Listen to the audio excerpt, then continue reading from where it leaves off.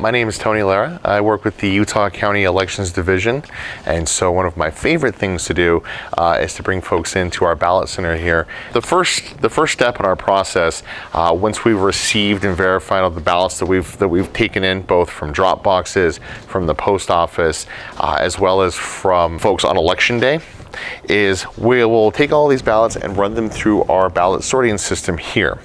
And what we're doing is we're giving the machine a chance to look at the barcode that's here on your return ballot. You'll notice there's some information there as far as voter information, like voter specific information. And so we'll run it through here, and it's passing by this high-speed camera, and it's taking a picture of each one of these, the front of these ballot envelopes.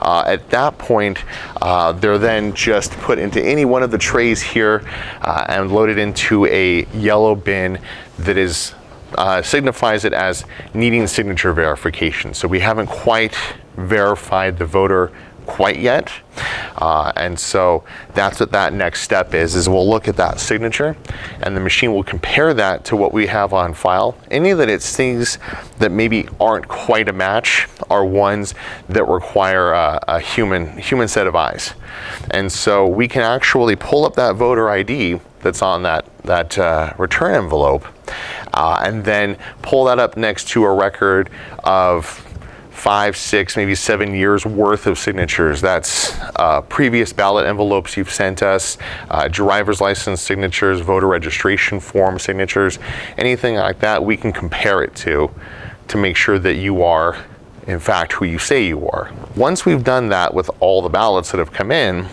we will then run that same batch, that yellow tray of ballot envelopes, back through this machine. Except this time the camera's looking at it, reading the barcode, and determining what we said the disposition of that ballot was. So we've either said it's good, we have verified the signature, or we need more information, we're contacting the voter. That's when you would get somebody that has a cure letter. We would give them an opportunity to come in and essentially correct or attest to the issue that maybe it was happening on their signature. Once we are done with that, they are put into green trays, and green means go, which means we are ready to move on to our next step of the process. Now that we're moving on to ballot extraction, that's when we get to utilize our OPEX machines. Now, these are normally found in larger office buildings with high volume mail rooms. In this case, we use it to just rapidly extract ballots as quickly as we can. Especially coming up in 2024, we're looking at maybe another 90% turnout. That's going to be hundreds of thousands of ballots. So the faster we can get them open, the better. So what we'll do is we'll have an operator, they'll load the ballots from the green tray in here. Notice the way I put it in there, the voter information is facing away from the operator. So we've loaded them all into here, and it will run each individual envelope down through here through a series of cutters. And what it's doing is it's milling the side here and the top of the envelope so that you can open it. So once it's done with that portion, it'll run through here, and you'll see there's a pair of suction cups here attached to these arms. It'll actually pull the envelope open just enough for you to pull out the ballot.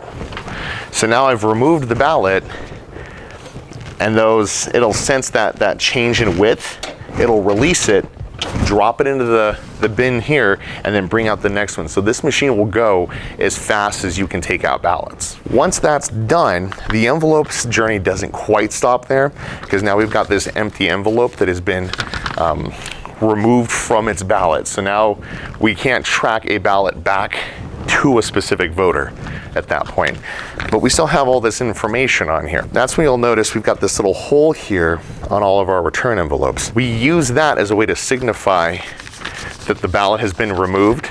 And actually this, just like the ballot that was in it, is also considered election material, and it needs to be stored for 22 months.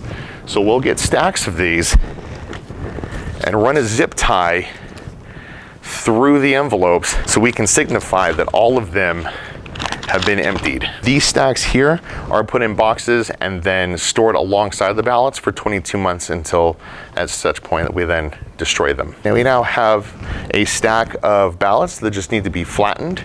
And once we have prepared them, flattened them out, and got them ready for tabulation, that's when we move on to the next portion where we actually tabulate the results. We've got 250 flattened ballots removed from their envelope. Now it's time to actually tally the results. So we'll line them all up in here, and it's gonna run through this scanner here. And so what it's doing is it's gonna run through here, and it takes an image on both sides. So I can put the ballot in whichever direction I want. Upside down, backwards, forwards, it doesn't matter. It's still gonna read the results. What it's looking for is those timing marks on the tops and bottoms and the sides of the ballot. Those are target positions that indicate which oval you're filling in that lets the machine know who you're voting for. So it's doing that in a fraction of a second. It's calculating that, and it's putting them all down here. Now, the bottom bin is for anything that it had a 1-for-1, you filled out the oval, and it knew exactly what it was looking for, and knew how you voted, and it counted.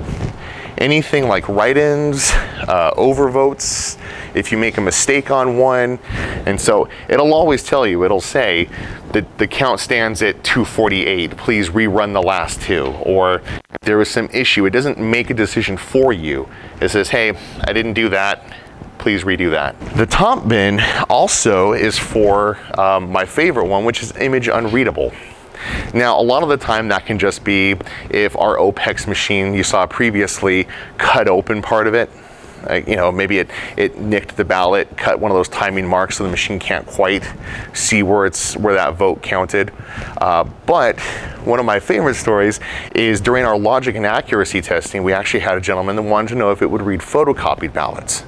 So we took him up on the offer, we went upstairs, we photocopied 10 ballots, ran it through, and I'm happy to say that all 10 of them came up here as image unreadable. It takes into account everything from paper density to type of ink to the actual quality of the image itself to determine if it's an actual ballot or not. Well, now we've got all of those results in, we need to transmit them over to our server. We do that without any sort of network connectivity. There's no outside internet into this building. There's no outside networks. And in fact, what you'll see on the other side of this is a blue network cable that then we've got this clear conduit installed that you can see as it runs directly from each of these tabulators to our server over there in the corner. So you can actually track the path of the votes coming from here to there. So these are examples of our adjudicated ballots. Those are the ones, like I said, they're write-in candidates, overvotes, people have had to make corrections. This gives us an opportunity to understand voter intent and make the correct vote that they were trying to do. If I can't determine intent, then that vote just doesn't get counted. We never just make a decision for somebody. We have to understand the decision that they made and then count that.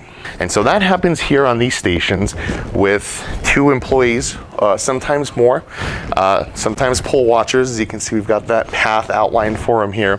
But also, you'll notice that each of these stations has a screen pointing outwards. That's purpose-driven. That is transparency on our part. These screens are all mirrored onto those monitors so folks outside can also see what's going on. So, like I said, the results that we had of those machines are all transmitted through here. As you can see with the conduit that leads into our server. And this one is a hardened, super secure server. So I've got one key to open just the access to it.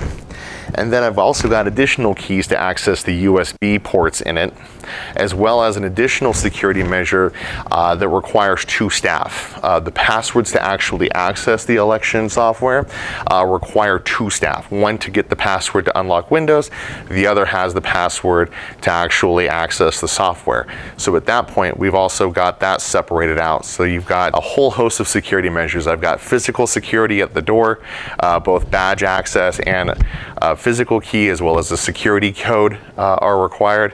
And then of course we've got all of these backup securities too. So not really any opportunity for any nefarious actors or anybody to come in and actually access our election system, as no one person has access to all of it.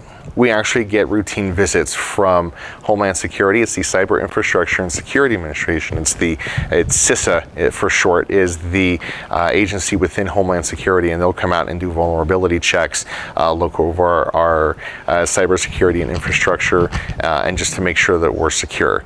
One of those being that when election results are posted at the end of the night, like I said, nothing here is connected to the internet. There's no outside networks.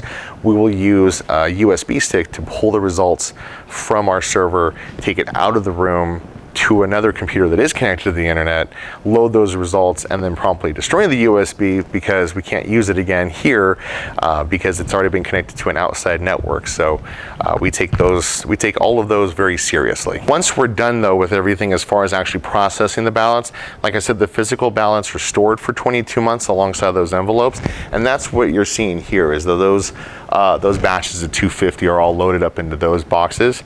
They don't stay here the whole time. They will be moved to our offsite records facility here this week, where they'll then spend their 22 months sealed unless opened by a court order.